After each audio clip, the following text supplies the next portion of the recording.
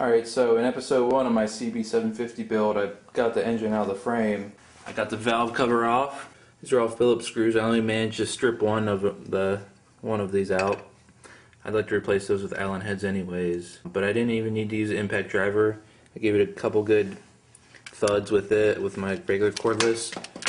But probably the most important thing is that I do have a proper number 3 Phillips bit, which is, you really need that. Then I took the rockers out. Good thing you gotta do when you take that apart. You gotta put everything back exactly where it came from. This is cylinder number 1. I have the intake and exhaust, and I have those separately marked. And I have the cam shaft bearing for cylinder number 1. That goes back to the exact same spot. Cylinder number 2, cylinder number 3, cylinder number 4. So that's very important. So the real big news here that I'm really excited about is I got it freed up. Took the side cover off here, which houses the stator or alternator, whatever you want to call it. And then I got a big breaker bar, 18mm socket on the crankshaft here. Actually, just took a little bit of leverage. Not a lot. It came right. You know, it spun pretty easy. I can spin it by hand now. Actually, it gets hung up at one spot.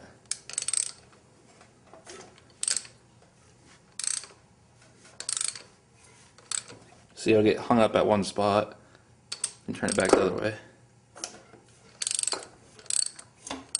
But I'm really glad now, because I was thinking I was going to have to cut the timing chain off, because the 2 bolts that hold it on, it was in this position, and there's no way you can get to the bottom one down here with a wrench really to get that off, to get the sprocket off.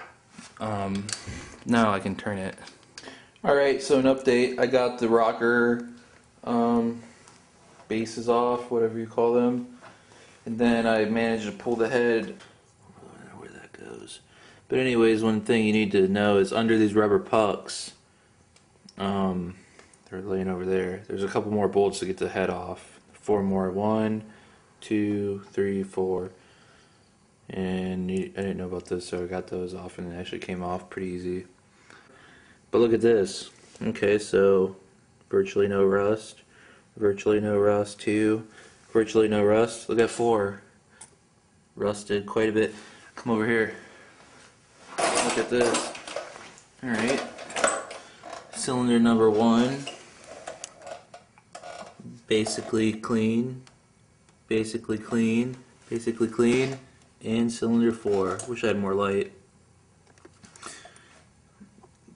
Something happened there, a little rusty. But yeah, Just got the jugs loose here. Let's pull them out.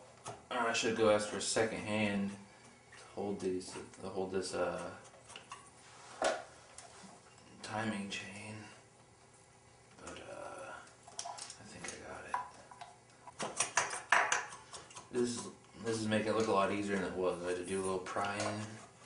And all that good noise. Ooh.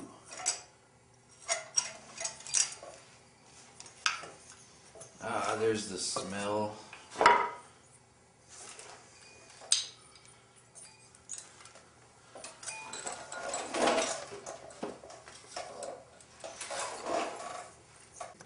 Alright, so as I was saying, one thing I noticed is that good old rusty number 4 here. The rings are frozen on the piston. You can see its rings are frozen. You can't see them on all the other pistons. They're loose. You can spin them around.